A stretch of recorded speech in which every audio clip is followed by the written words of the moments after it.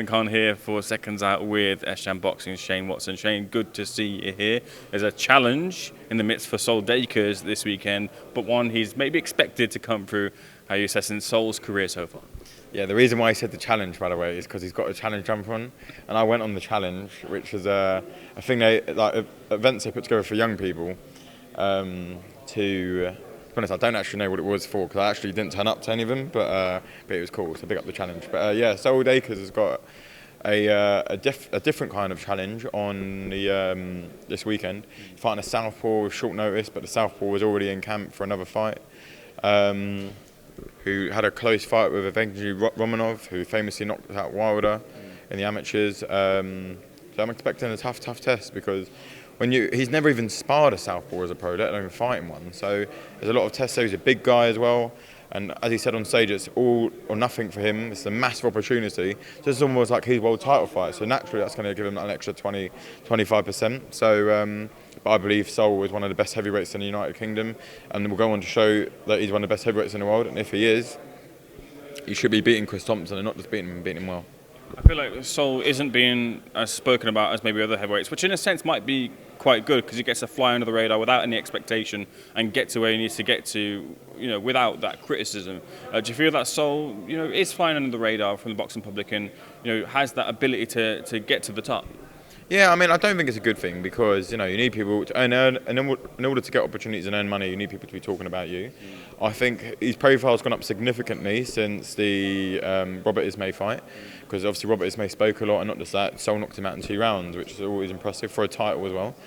I just think he needs to fight, he needs the opportunities, he needs to be high up on the cards, which he is now. And the fights, the money will come. Sol's maybe not like some of the other heavyweights, like Zhilei and a little bit of Fraser and a little bit of Fabio, where they're probably a bit more outspoken. Sol likes to not speak too much and go in there and actually do the business. But I think in the right fights you'll see Sol speak a bit more. He won't shy away. I mean, he didn't shy away against Ismay. If he gets someone talking and threatening him, he will give some back. But yeah, he's not the guy to just go out there and start abusing and shouting at people. He's just not like that. But he's doing well. Listen, he's the one before chief support on this bill. So again, it would be another almost prime time slot for him, another opportunity to really showcase his name. He gets another good KO this weekend. He's really put himself in the mix in the firing line because there ain't many others. Like Fraser Clark's got whatever he's going on with Dave Allen, which to be fair is a good opponent for Fraser. And then you've got potentially Fabio Wardley and Adelaide fighting each other. I know that it's been ordered, but I know the fight's not completely done yet. So. And then Sol's kind of like firing in between it. So hopefully he can just get one of those guys sooner rather than later. But I really did like the Cash Ali fight for Sol, but unfortunately he lost on the undercard of Lee McGregor. So it's not really a worthwhile fight for Sol anymore because number one, he ain't going to get the money that he should have, and number two, like that was like kind of like a good. I know that he's not from Birmingham, but he's like kind of from the Midlands. Cash Ali having a good fight, like British title final eliminator or something. But I don't think it's really gonna get the fans like juicing and getting bumped up for it when he's coming off a loss like that. From the quiet to the more talkative, Johnny Fisher winning a title, his first professional title.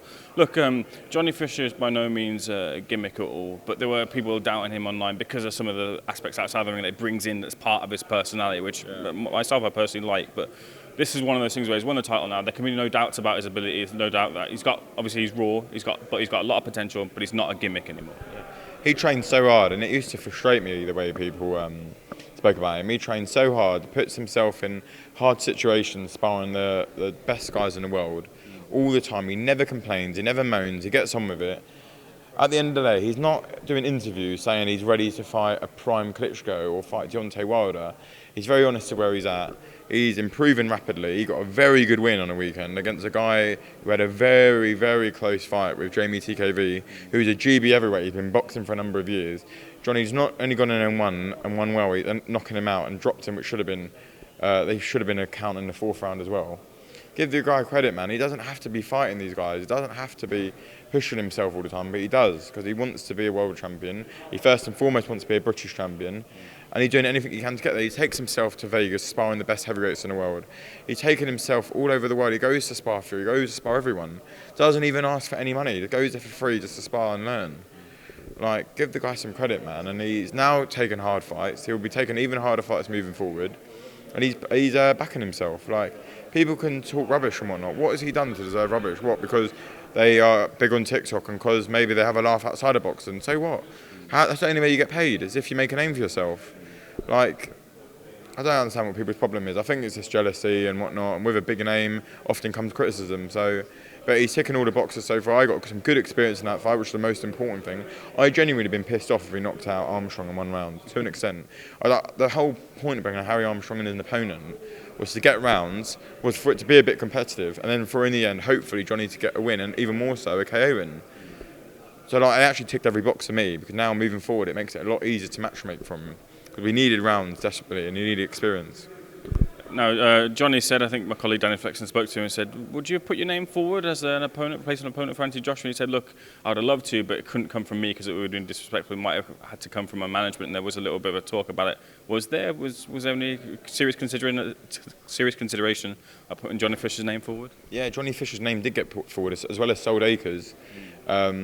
But realistically, it was never going to happen. But they wanted names to be put forward. They wanted the opportunity, so us as his management team put his names forward. But obviously, it wasn't meant to be. But Johnny will be in those big fights one day, as well as Sol. But yeah, like, also again, and people can laugh and say they want, but that would have been a risk for them, man, to have gone in that. You'd have had a very strong and fit Johnny Fisher and a very strong and fit Sol Dacres when you've got a crazy payday, an opportunity after that fight. I mean, and he wouldn't have got the respect beating either of those two either, maybe. So I mean, he hasn't got the respect for being Hellenius either. So, but yeah, no, but they would have taken the fight 100%. Johnny would have stepped in. Remember when Wallin and Dylan White got pulled, he was going to step in then against Wallin, but again the fight couldn't be made. But he's that kind of guy. He's a fighter at the end of the day. But yeah, it would have been interesting if he could have.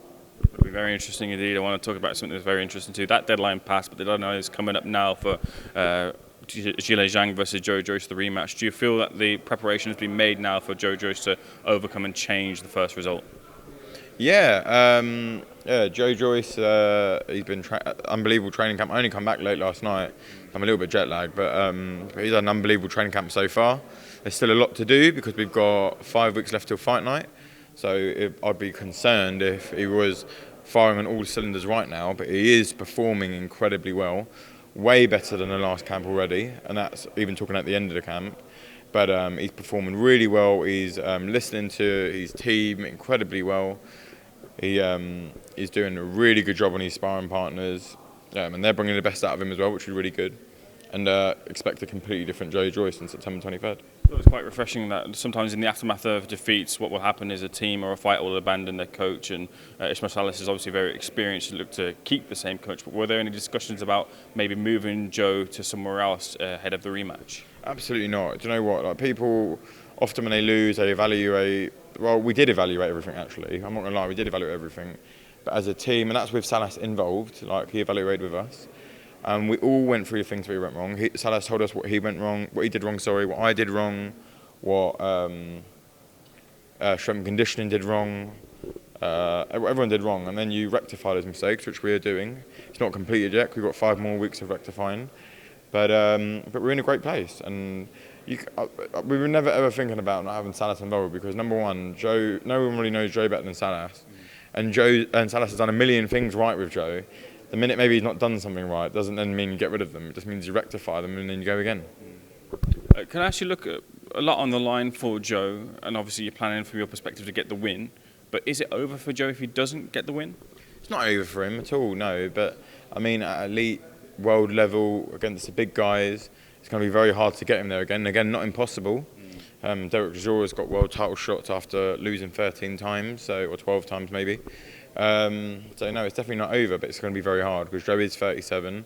Also, people don't really want to fight him anyway, so it'd be even more difficult to get them in the ring with him then. But it's definitely not over, but it's definitely a tough road back. Couple of final heavyweight points. Look, a tough night in prospect for Daniel Dubois, who's got a puncher's chance. A lot of people are saying against Alexander Usyk. Do you feel he can overcome one of the pound-for-pound greats? It's definitely not impossible. People have to stop completely writing him off and get behind him and support him. And fucking Dubois can fight, man. He's a good fighter. People are overlooking him because he got stopped by Joe, but that fight was just simply too early for him, and Joe was simply just too much for him, which is no shame in that. And people looking into the Lorena fight, yeah, he picked up a knee injury and whatnot, and recovered and got the win. If anything, he showed some nuts to get back in that fight and get the stoppage.